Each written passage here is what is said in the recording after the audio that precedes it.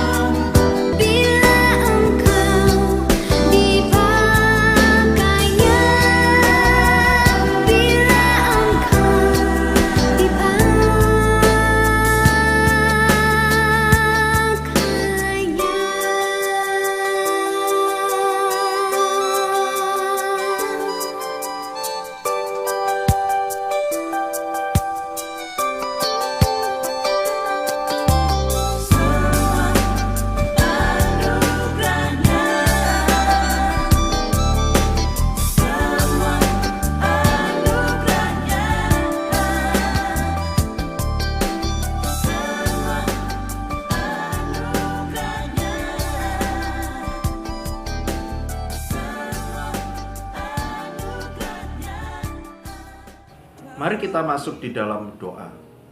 Bapa yang di sorga, kami berdoa menyerahkan untuk persekutuan doa malam pada hari ini dalam tangan-Mu Tuhan. Kiranya kami boleh bersama-sama bersatu hati memakai waktu yang berharga yang telah Engkau berikan ini untuk kami terus bertumbuh di dalam iman kepada Tuhan.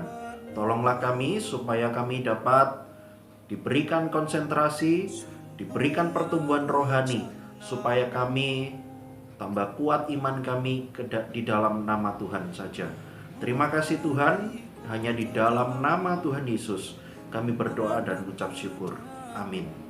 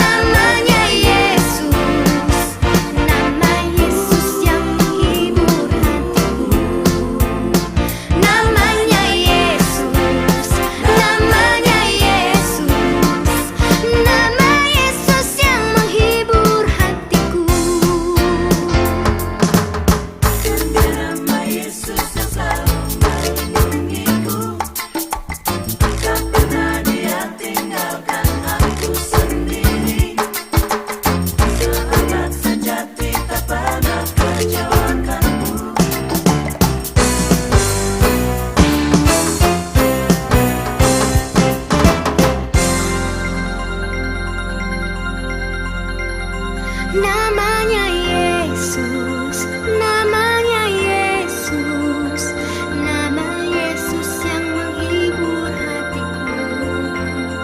Namanya Yesus, namanya Yesus, nama Yesus yang menghibur hatiku. Namanya Yesus, namanya Yesus, nama Yesus yang menghibur hatiku. Namanya Yesus, namanya Yesus, nama Yesus yang menghibur hatiku. Namanya Yesus, namanya Yesus, nama Yesus yang menghibur hatiku. Namanya Yesus, namanya Yesus, nama Yesus yang menghibur hatiku. Nama Yesus yang menghibur hatiku.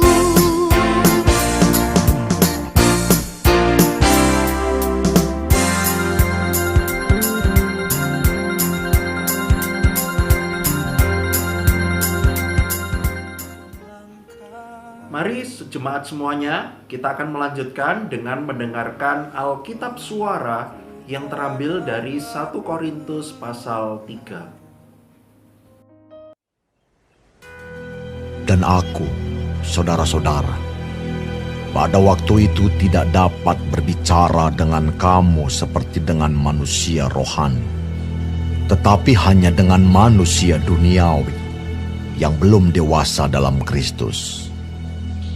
Susulah yang kuberikan kepadamu, bukanlah makanan keras, sebab kamu belum dapat menerimanya. Dan sekarang pun kamu belum dapat menerimanya. Karena kamu masih manusia duniawi.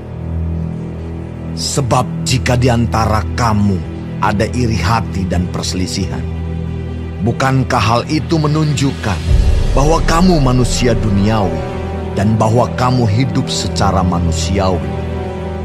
Karena jika yang seorang berkata, "Aku dari golongan Paulus," dan yang lain berkata, "Aku dari golongan Apolos," bukankah hal itu menunjukkan bahwa kamu manusia duniawi yang bukan rohani? Jadi, apakah Apolos, apakah Paulus, pelayan-pelayan Tuhan yang olehnya kamu menjadi percaya, masing-masing menurut jalan yang diberikan Tuhan kepadanya? Aku menanam, Apolos menyiram, tetapi Allah yang memberi pertumbuhan. Karena itu, yang penting bukanlah yang menanam atau yang menyiram, melainkan Allah yang memberi pertumbuhan. Baik yang menanam maupun yang menyiram adalah sama, dan masing-masing akan menerima upahnya sesuai dengan pekerjaannya sendiri. Karena kami adalah kawan sekerja Allah. Kamu adalah ladang Allah, bangunan Allah. Sesuai dengan kasih karunia Allah yang dianugerahkan kepadaku, aku sebagai seorang ahli bangunan yang cakap telah meletakkan dasar, dan orang lain membangun terus di atasnya. Tetapi tiap-tiap orang harus memperhatikan bagaimana ia harus membangun di atasnya. Karena tidak ada seorang pun yang dapat meletakkan dasar lain daripada dasar yang telah diletakkan, yaitu Yesus Kristus. Entahkah orang membangun di atas dasar ini dengan emas, perak, batu permata, kayu, rumput kering atau jerami. Sekali kelak, pekerjaan masing-masing orang akan nampak. Karena hari Tuhan akan menyatakannya, sebab ia akan nampak dengan api, dan bagaimana pekerjaan masing-masing orang akan diuji oleh api itu. Jika pekerjaan yang dibangun seseorang tahan uji, ia akan mendapat upah. Jika pekerjaannya terbakar, ia akan menderita kerugian. Tetapi ia sendiri akan diselamatkan, tetapi seperti dari dalam api. Tidak tahukah kamu bahwa kamu adalah bait Allah, dan bahwa Roh Allah diam di dalam kamu? Jika ada orang yang membinasakan bait Allah, maka Allah akan membinasakan dia. Sebab bait Allah adalah kudus, dan bait Allah itu ialah kamu. Janganlah ada orang yang menipu dirinya sendiri. Jika ada di antara kamu yang menyangka dirinya berhikmat menurut dunia ini, biarlah ia menjadi bodoh, supaya ia berhikmat. Karena hikmat dunia ini adalah kebodohan bagi Allah. Sebab ada tertulis, ia yang menangkap orang berhikmat dalam kecerdikannya. Dan di tempat lain, Tuhan mengetahui rancangan-rancangan orang berhikmat. Sesungguhnya semuanya sia-sia belaka. Karena itu, janganlah ada orang yang memegahkan dirinya atas manusia, sebab segala sesuatu adalah milikmu. Baik Paulus, Apolos, maupun Kefas, baik dunia, hidup, maupun mati, baik waktu sekarang, maupun waktu yang akan datang, Semuanya kamu punya. Tetapi kamu adalah milik Kristus, dan Kristus adalah milik Allah.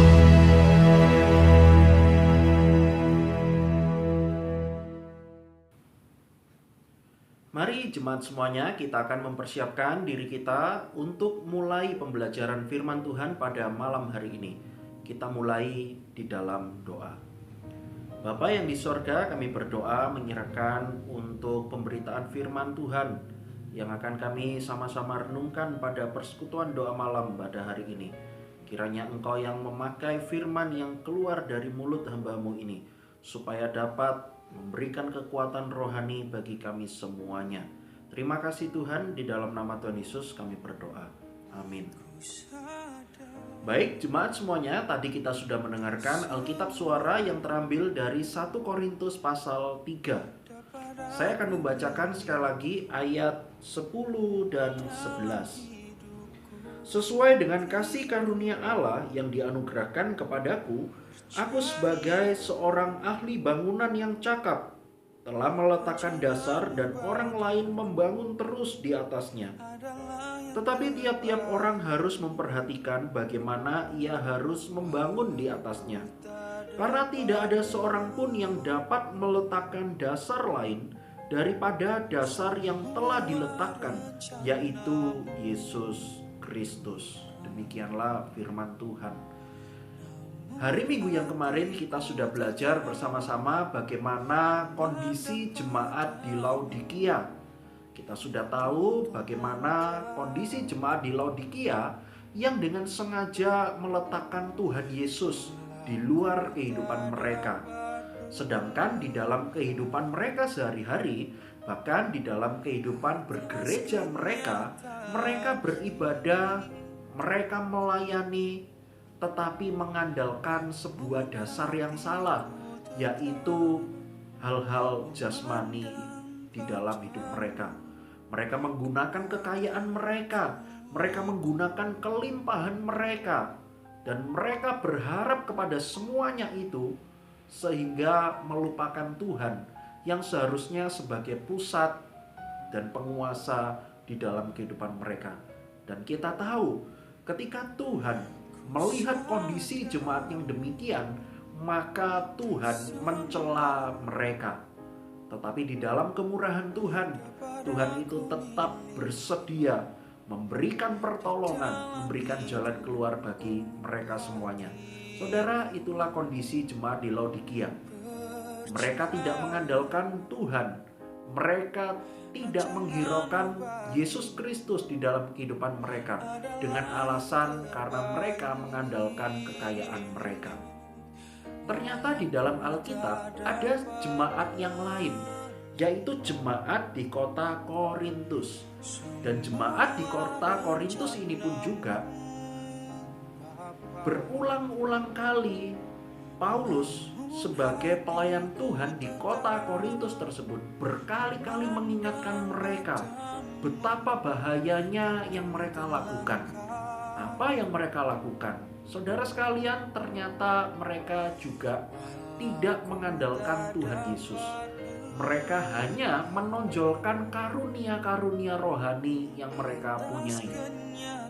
Sementara ketika mereka melihat dirinya sendiri begitu banyak mempunyai karunia rohani, di sisi lain, di saat yang sama mereka pun melihat orang lain itu jauh lebih rendah daripada dirinya. Mereka mengandalkan karunia rohani yang mereka punyai. Mereka berpikir bahwa karunia rohani yang mereka punyai itu adalah yang paling penting di dalam jemaat. Tetapi mereka menganggap bahwa karunia rohani yang dimiliki oleh jemaat-jemaat yang lain itu sebagai sebuah karunia rohani yang biasa, yang tidak terlalu berguna di dalam kehidupan berjemaat. Paulus tidak menginginkan hal tersebut terjadi di dalam jemaat di Korintus. Lalu juga Rasul Paulus juga melihat ada begitu banyak perselisihan, khususnya yaitu soal ikut dan mengikut. Saudara sekalian, mereka itu terlalu sibuk mengandalkan bahwa guru mereka itu adalah yang paling baik di antara semuanya. Sehingga mereka itu juga melupakan Yesus Kristus yang seharusnya sebagai dasar yang utama. Mereka itu berpendapat bahwa golongan Paulus itulah yang paling hebat. Sementara ada orang lain melihat bahwa bukan Paulus, tetapi Apolos itulah yang paling hebat. Ada golongan yang lain bilang bukan Paulus, bukan Apolos, tetapi golongan Kefas, yaitu Petrus itulah yang paling hebat. Karena dia adalah murid Tuhan secara langsung. Yang lain tidak hebat. Sementara saya, pengikut Petrus, itulah yang paling hebat. Sementara kelompok yang lain berpandangan bahwa semuanya adalah tidak berguna. Semuanya pasti akan kalah kalau ada di dalam Yesus Kristus. Karena itu aku sebagai pengikut Yesus Kristus itulah yang paling hebat.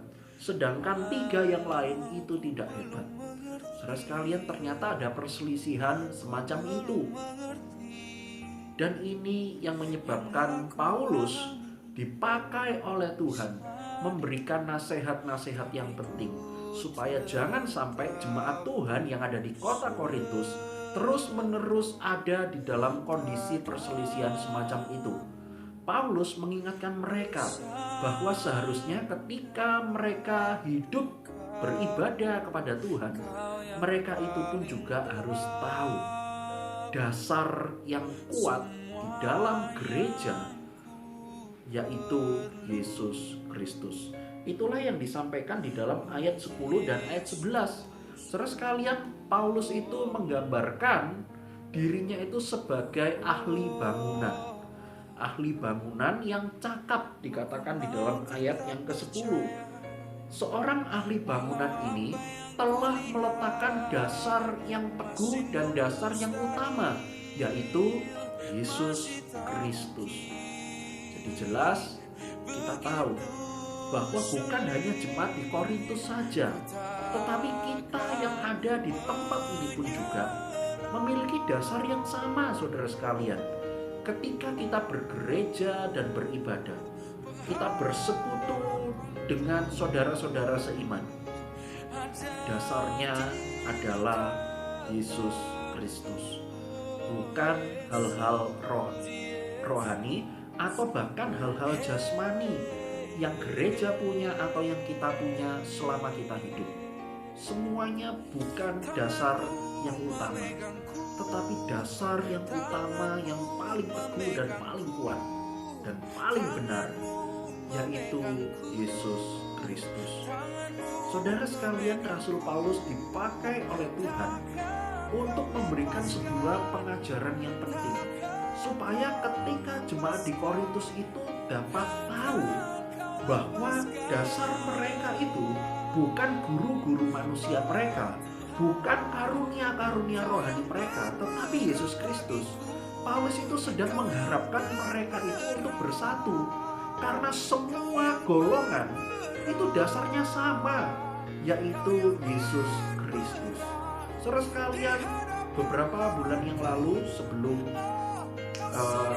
sidang Sinode GKT, saya pernah mengikuti sebuah seminar mengenai gereja setelah pandemi yang diadakan oleh STT Saat Malang. Saudara sekalian, ada seorang pembicara di dalam seminarnya tersebut, di dalam satu sesi itu, yang mengatakan kalimat demikian: sebuah gereja pasti akan hancur jikalau dasar yang digunakan itu bukan Yesus Kristus, tetapi hal selain Yesus Kristus. Saudara sekalian, ketika kalimat ini disampaikan, maka saya berpikir bahwa betul, itulah yang sedang disampaikan di dalam Alkitab, dan khususnya bagian yang sedang kita baca pada malam hari ini. Saudara sekalian, 1 Korintus pasal yang ketiga mengingatkan jemaat di Korintus dan kita semua yang hidup pada hari ini. Ketika kita bergereja, baik itu dulu sebelum adanya pandemi, Lalu selama ada pandemi kurang lebih 2 tahun atau 2,5 tahun, sampai sekarang ini kehidupan gereja setelah pandemi, saudara sekalian, dasarnya itu tetap sama. Baik sebelum pandemi ataupun sekarang setelah pandemi, dasar gereja itu sama, yaitu Yesus Kristus. Tetapi kalau ada sebuah gereja yang menempatkan Tuhan Yesus itu bukan sebagai dasar yang utama dalam gereja dan dalam persekutuan, maka semuanya tidak akan bertahan dengan lama. Saudara sekalian, sejak dari saya remaja, lalu pemuda, sampai saat ini, saya begitu banyak melihat ada begitu banyak gereja itu yang mengalami perpecahan ataupun juga hampir pecah. Bukan cuma 1 atau 2 gereja Bapak Ibu, tetapi saya melihat ada begitu banyak gereja yang sudah pecah ataupun juga hampir pecah, tetapi bersyukur tidak jadi pecah. Saudara sekalian, ada begitu banyak faktornya. Mungkin di dalam kehidupan gereja yang sudah pecah tersebut, itu karena ada begitu banyak orang-orang yang berkuasa. Orang yang berkuasa telah berpikir bahwa dirinya dengan kekuasaan, dengan kekayaannya, dan dengan kemampuan yang dimilikinya, itu dia merasa bahwa dirinya ini bisa menyetir apa yang ada di dalam gereja. Ketika dia tidak diberikan wewenang tersebut, maka dia akan ngambul, dia akan mengancam. Bukankah saya sudah kasih persembahan yang begitu banyak? Harusnya saya punya hak dong untuk bisa memberikan suara saya atau hal-hal yang berkenaan untuk menyetir gereja ini. Saudara sekalian, ada begitu banyak orang yang seperti itu. Dengan kekayaan dan dengan kemampuannya, mereka berpikir bahwa mereka itulah penguasa gereja. Lalu bukan cuma orang yang sok kaya yang begitu menyetir dan mengatur gereja, tetapi ada begitu banyak orang yang saya temui bahwa dengan kemampuan-kemampuan maupun juga karunia-karunia rohani yang dimilikinya, mereka menjadi sombong. Mereka berpikir bahwa kalau tidak ada saya, maka gereja ini pasti akan terhambat pelayanannya, karena saya bisa semua. Sedangkan kalau tugas pelayanan ini saya berikan kepada orang lain, maka saya tidak akan yakin bahwa tugas pelayanan itu akan bisa selesai dengan baik kalau dibandingkan dengan saya yang menghandle tugas pelayanan tersebut. Maka orang-orang seperti ini biasanya akan berpikir, saya akan mengerjakan semuanya, saya tidak butuh jemaat-jemaat yang lain untuk ikut ambil bagian di dalam pelayanan. Maka ketika ada jemaat-jemaat lain yang merasa dirinya tidak dibutuhkan, maka mereka akan membawa pengikut untuk memecah belah gereja. Ada begitu banyak faktor Bapak Ibu. Atau mungkin juga faktor soal pengajaran. Ada beberapa kelompok tetap kukuh memegang teguh dasar firman Tuhan yang benar. Tetapi ada kelompok lain di dalam gereja yang sama, dengan sengaja mereka itu telah meninggalkan ajaran-ajaran yang benar yang sesuai dengan Alkitab. Mereka lebih percaya kepada ramalan mungkin, mereka lebih percaya kepada motivator-motivator, ataupun juga ketika mereka mengurus gereja, mereka mengurus tanpa dasar yang benar yaitu firman Allah. Sehingga akhirnya mereka menjadi gereja yang terpecah. Saudara sekalian, ada begitu banyak pun juga gereja-gereja di GKT yang saya melihat hampir pecah. Tetapi puji Tuhan, bersyukur kepada Tuhan, semuanya itu bisa diredam sehingga tidak sampai pecah. Bayangkan kalau pecah, semuanya pasti akan hancur. Saudara sekalian, bersyukur atas pertolongan Tuhan kepada gereja kita. Ketika kita beribadah, ketika kita mengikut Tuhan, saudara, satu hal yang kita pegang, yaitu dasarnya, yaitu Yesus Kristus. Dan dilanjutkan di dalam ayat 12 dan ayat-ayat berikutnya, kita sebagai jemaat-jemaat Tuhan, ternyata kita bukan hanya melihat, oh dasarnya sudah benar, berarti kita tidak perlu bekerja lagi. Ternyata ayat 12 dan ayat-ayat selanjutnya, Paulus itu tidak mengajarkan demikian, Bapak Ibu. Paulus itu tetap memberikan kita sebuah tanggung jawab untuk tetap aktif. Kita itu bukan jemaat yang pasif, tetapi kita aktif. Aktif untuk apa? Di situ dikatakan supaya kita yang sudah tahu dasarnya apa, kita sudah punya pondasi yang kuat dan benar, yaitu Yesus Kristus, kita diberikan tanggung jawab. Apa itu? Membangun di atas dasar tersebut. Di situ dikatakan begini dalam ayat 12. Entahkah orang membangun di atas dasar ini dengan emas, perak, batu permata, kayu, rumput kering atau jerami, sekali kelak pekerjaan masing-masing orang akan nampak, karena hari Tuhan akan menyatakannya, sebab ia akan nampak dengan api, dan bagaimana pekerjaan masing-masing orang akan diuji oleh api itu.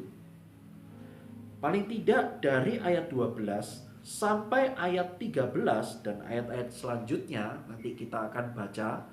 Saudara sekalian, ayat-ayat tersebut Paulus itu memberikan setiap kita itu sebuah tanggung jawab.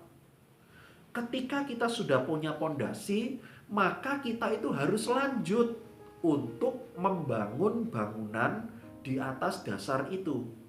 Dan orang itu punya melanjutkan bangunan itu dengan bahan yang macam-macam. Ada yang melanjutkan dengan emas, lalu dengan perak, lalu dengan batu permata. Ada yang bangun bangunannya dengan kayu atau rumput kering ataupun jerami. Saudara sekalian, bangunannya itu bahannya macam-macam. Dan Paulus mengharapkan jemaat Tuhan, kita semua itu membangun dengan bahan yang baik, yang tahan uji oleh api. Kalau kita melihat, saudara sekalian, kita membangun dengan emas atau perak atau batu permata. Ketika kita membangun bangunan tubuh kita ini, ketika kita mengikut Tuhan, kita bertumbuh, bahan kita bagus dari emas, perak atau batu permata. Dan ketika nanti Tuhan itu datang, Tuhan itu akan menguji dengan api. Kalau emas, perak atau batu permata diuji oleh api, mereka akan tahan. Tetapi coba bayangkan ketika ada jemaat, mereka itu sudah punya pondasi yang kokoh, yang benar, yaitu Yesus Kristus. Tetapi mereka itu membangun dengan bahan yang tidak tahan api. Contohnya apa? Di situ dikatakan kayu, rumput kering, dan jerami. Kalau kayu masih mungkin bisa tahan agak lama. Tetapi kalau jerami, rumput kering, kalau dibakar dan diuji oleh api, maka semuanya akan terbakar, bahkan sampai hangus menjadi abu. Artinya, ketika ada jemaat Tuhan membangun tubuhnya sendiri itu dengan bahan jerami atau rumput kering, maka nanti ketika Tuhan Yesus datang menguji dengan api, semuanya tidak akan dapat bertahan dengan lama. Semuanya akan hancur, bahkan menjadi abu. Paulus itu mengingatkan jemaat di Korintus supaya mereka itu dapat bertumbuh secara rohani. Dan ketika mereka sebagai jemaat Tuhan dapat bertumbuh secara rohani, maka ketika ada penderitaan datang, ada kesulitan datang, ada pergumulan-pergumulan yang berat yang dihadapi selama hidup, ketika semuanya itu menimpa orang percaya, maka jemaat Tuhan yang membangun di atas dasar yang benar itu dengan bahan yang baik, semuanya dapat tahan uji. Tetapi kalau orang, jemaat Tuhan, membangun di atas dasar yang benar itu dengan bahan-bahan yang jelek, maka ketika ada penderitaan datang, mereka tidak akan tahan uji. Saudara sekalian, bahan apakah yang kita pakai untuk menumbuhkan kita sebagai bait Allah yang kudus di dalam diri kita ini? Dengan bahan-bahan apa?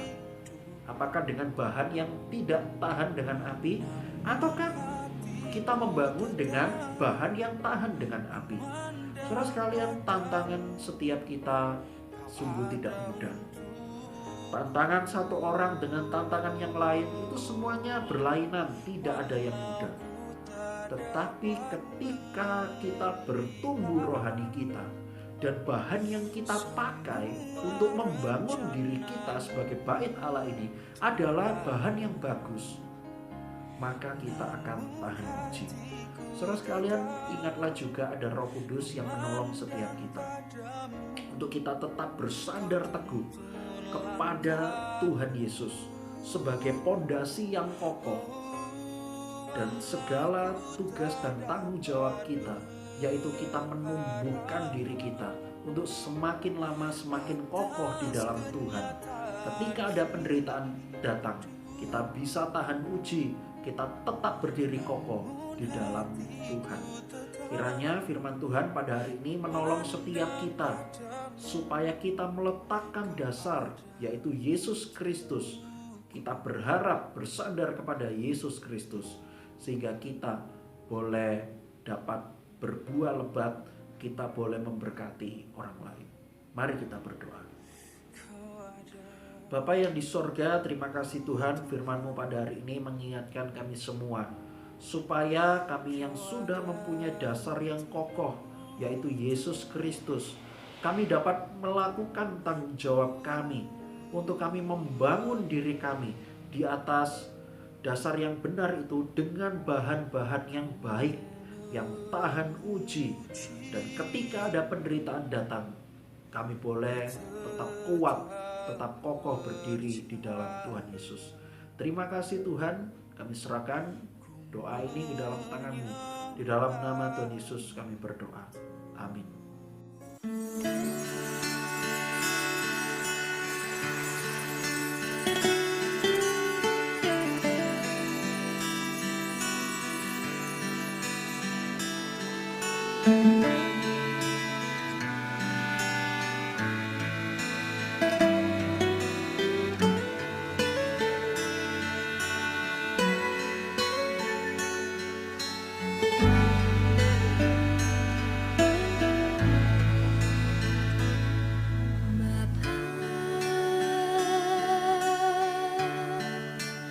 Engkau sungguh baik,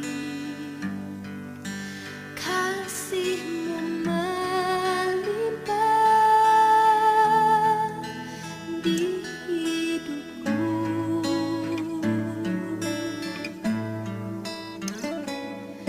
Bapa, ku berterima kasih berkat-Mu hari ini yang Kau sediakan bagiku. Naikkan syukurku buat hari yang Kau beri. Tak habis-habisnya kasih dan rahmat-Mu,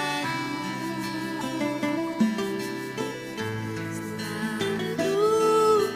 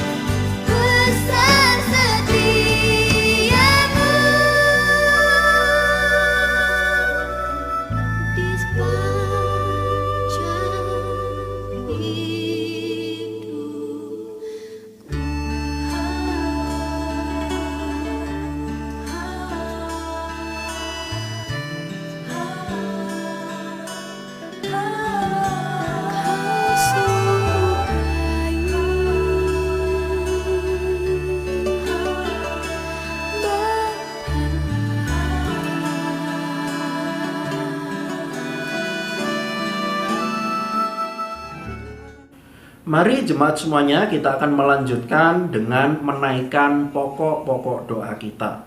Malam hari ini saya akan dibantu oleh Semu Yanti.